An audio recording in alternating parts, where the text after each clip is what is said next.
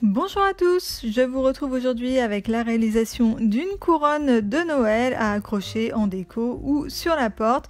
Donc moi cette année j'ai fait une couronne en papier et vous allez voir c'est assez simple à réaliser, ça nécessite pas trop de matériel. Pour réaliser cette couronne, je vais utiliser un cercle qui va me servir de guide, mais si vous n'en avez pas, vous pouvez simplement tracer un cercle sur une feuille. Des perforatrices rondes, donc moi j'ai 3 tailles de perforatrices. Une corde pour accrocher la couronne, des ciseaux et de la colle bien évidemment. Donc là j'ai pris de la colle en roller. Là 1, 2, 3 punch board pour faire le nœud qui sera en haut de la couronne. Et bien évidemment du papier. Donc j'ai utilisé ce bloc là qui vient de chez Action. C'est le même bloc que j'ai utilisé pour réaliser le calendrier de l'Avent que j'ai fait dans une précédente vidéo. Donc c'est un bloc avec des couleurs assez traditionnelles de Noël, rouge, vert et gris, mais avec un vert mint qui le rend un petit peu original. Le bloc est vraiment très sympa, je trouve les couleurs très jolies et les papiers sont vraiment très beaux. Ce bloc je l'ai acheté l'année dernière, donc je ne suis pas sûre qu'il puisse encore se trouver chez Action cette année, mais n'importe quel papier fera l'affaire évidemment. Donc le principe ça va être de découper des ronds de différentes tailles et de différentes couleurs et dans différents papiers que je vais ensuite donc assembler en rond pour faire la couronne. Donc j'ai utilisé au maximum les chutes de papier que j'avais, histoire de ne rien gâcher, surtout pour les petits ronds qui rentraient pile poil donc dans ces chutes, c'était assez pratique. Et j'ai essayé de varier donc les couleurs et les motifs pour avoir quelque chose d'un petit peu harmonieux sur la couronne au final.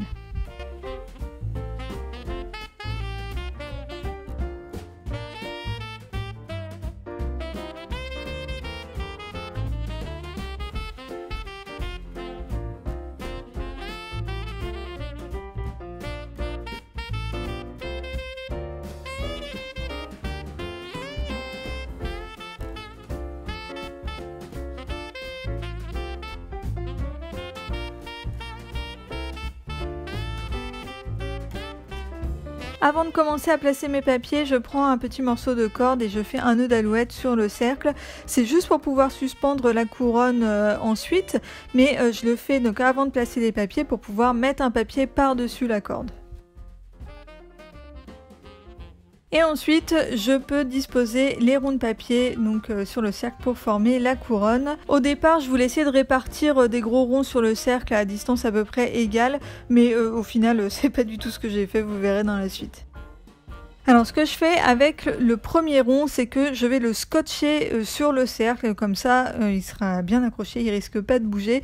Et ensuite je vais coller avec le roller de colle les ronds de papier les uns aux autres. Pour la colle, j'ai utilisé le roller de colle de Action, donc le même que celui que j'avais utilisé dans le calendrier de l'Avent.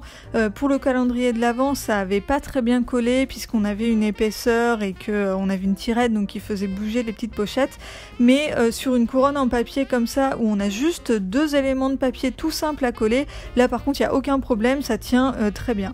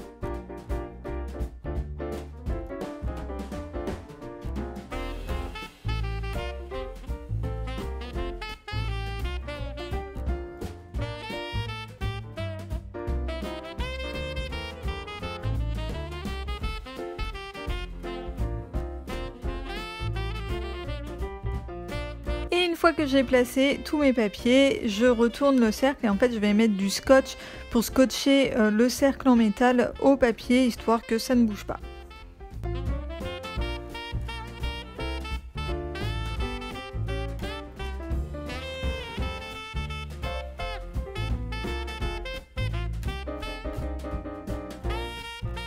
Et ensuite je réalise un nœud avec la 1, 2, 3 punch board. Donc je ne vous montre pas dans cette vidéo le détail de la réalisation du nœud avec la 1, 2, 3 punch board. J'ai fait une vidéo dédiée où j'explique pas à pas comment réaliser un nœud mais aussi une enveloppe et une boîte. Donc je vous invite à regarder cette vidéo si vous voulez en savoir plus. Je colle le nœud sur le haut de la couronne et voilà, le tour est joué, c'est déjà terminé. Et voilà, la couronne est déjà terminée, donc vous voyez c'est assez facile à réaliser. Moi j'ai utilisé des ronds mais on peut aussi utiliser d'autres formes comme des étoiles qui font aussi très Noël. Et bien sûr on peut renouveler cette couronne à l'infini avec tout un tas de papiers différents avec différentes couleurs, différents motifs. Dans tous les cas ça rendra très sympa. J'espère que ce tuto vous a plu, si c'est le cas n'oubliez pas de me laisser un petit pouce en l'air et n'hésitez pas également à aller faire un tour sur ma chaîne et à vous abonner si jamais les vidéos vous plaisent. Si vous reproduisez ce tuto ou que vous vous en inspirez, n'oubliez pas de me taguer sur les réseaux sociaux, ça me fait toujours très plaisir de voir vos réalisations. Et voilà, c'est tout pour moi pour aujourd'hui, je vous dis à très vite dans une prochaine vidéo, bye bye.